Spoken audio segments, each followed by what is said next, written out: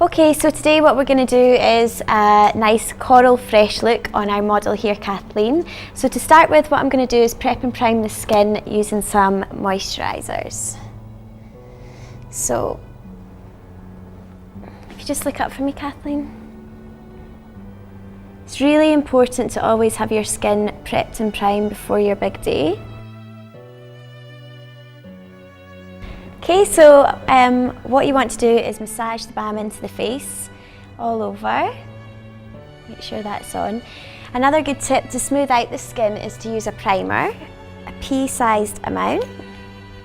Rub that into your hands as well. I'm using a hydrating one for Kathleen, because it's always important, you don't want to touch up as much on your wedding day.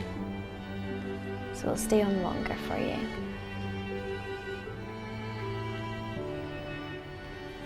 Okay, so one of the most important things is the eye being bright underneath. So what I'm going to quickly do is just lighten up under Kathleen's eyes for her. And what I'm using is a corrector to neutralise any darker tones underneath the eye.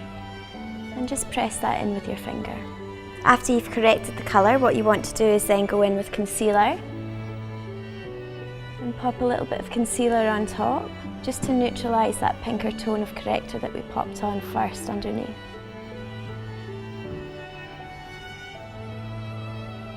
This is probably one of the most important parts of your makeup, making sure it's nice and bright underneath the eye. So I'm then going to use some foundation. I'm using stick foundation as it's quite good for flashback photography. And has a good coverage, cover any blemishes that you may have due to stress leading up to the wedding. And just massaging that in. You can use a foundation brush as well to apply this in, but I sometimes feel it's quite good to massage it into the balm-based moisturiser.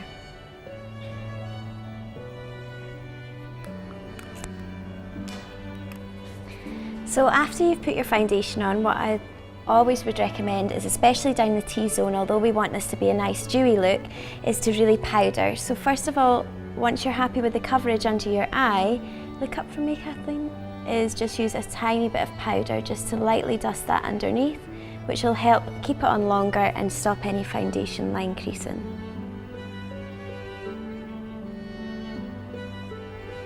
And again, I'm going to use a touch of powder just down Kathleen's forehead, pushing the brush to where you shine may occur. Now for brides out there that are going for a tan, it's always important to use a bronzer to colour correct. So from looking at the chest area, you can see Kathleen's area is a wee bit warmer, so what we want to do is bring that up here. And an important way to do it is just pull it round the hairline.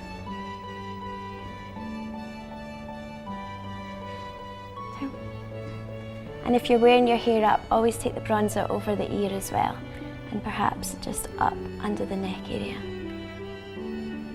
Dab off any excess on your wrist, so you can see that that all flows nicely together and we have one colour here.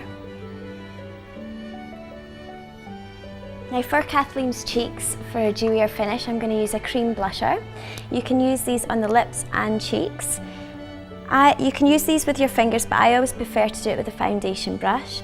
And a good tip is always to remember 2 fingers away from the nose and start your blusher about here. So if you can just smile for me, Kathleen. And brush the strokes up towards the ear, down to the lobe, in a kind of triangle shape to get a soft finish.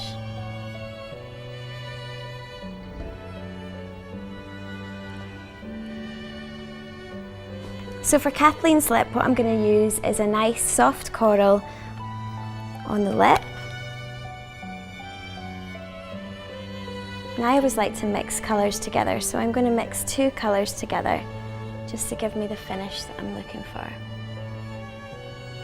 When applying your lipstick on your wedding day, I would always recommend you use a brush just to get the definition round the lip accurate.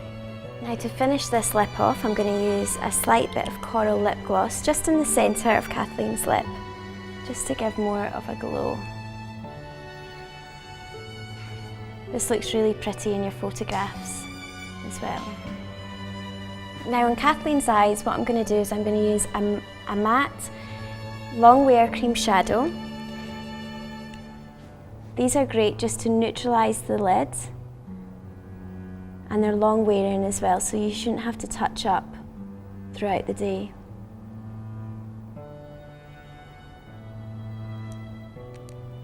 Most cream shadows dry waterproof as well, so it's always a good idea. And I'm just going to take this a wee bit higher than the crease.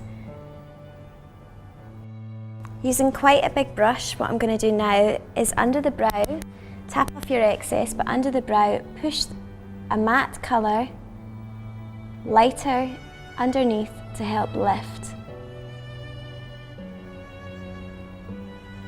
And just press that in and blend it out. I'm then going to use a smaller size brush and a champagne colour just to complement the soft corals we've got going on the cheeks and lips, just from the inner bit of the eye right to the centre, and the same on the other side. Then I'm going to take a nice bronzy gold colour. Again, tap off the excess, and if you open your eyes, Kathleen, look down for me a tiny bit. I'm just going to work this in the socket and along the lash line and blend that in. Now is fine getting your big brush that you used under the brow just to help to blend underneath so there's no mark between the colours. Just helps soften the look for you. So for eyeliner, I'm going to use a gel. I sometimes feel you're more in control with the gel rather than a liquid. It's completely preference. What I'm going to do is I'm going to push the brush into the lashes all the way along using small strokes rather than drawing a line.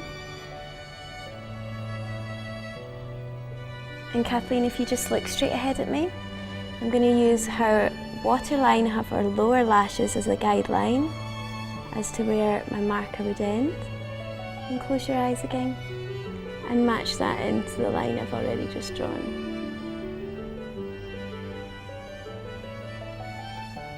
And look down for me. I always think it's important to get right from each side of the eye, so just make sure you push into more of those awkward areas as well.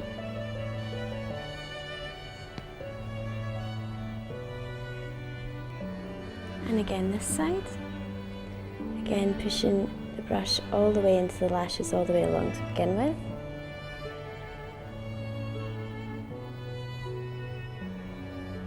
Just as, because if you don't have it as close to the lash line and with a gap, the lashes won't appear as thick and your liner won't look as great.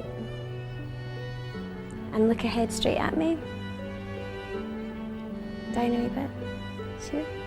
Just get my marker again. Open your eyes, sorry.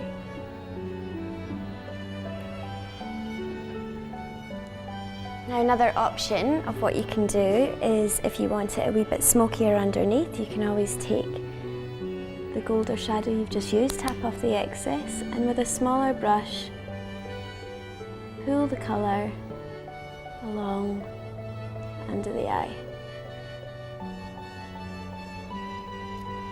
If you want it again softer, a wee bit on top with the liner, another option is to use a darker shadow. Close your eye and just softly smoke. Pull the brush along the liner.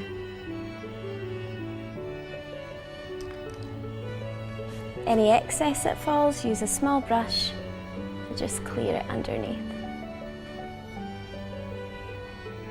So it's nice and clean. I'm now going to move on to Kathleen's eyebrows. And what's important about finishing off a makeup doing the eyebrows is it'll give a feature to your face more and lift. So I'm pulling an eyeshadow colour through. You can use pencils, whichever you prefer. Personally, I prefer using a comb as I feel it looks a wee bit more natural. And it'll just add that little bit more definition.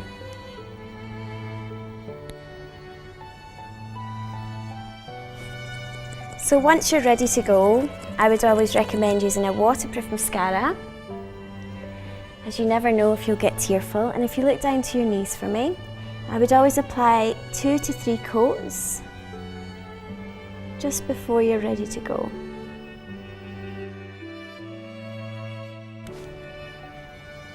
And finally, to finish you off, I'm going to use a little bit of shimmer in the shape of an S, just to highlight around the cheekbone area. Don't go mad with the shimmer. So there we have it, a fresh, dewy coral bridal look.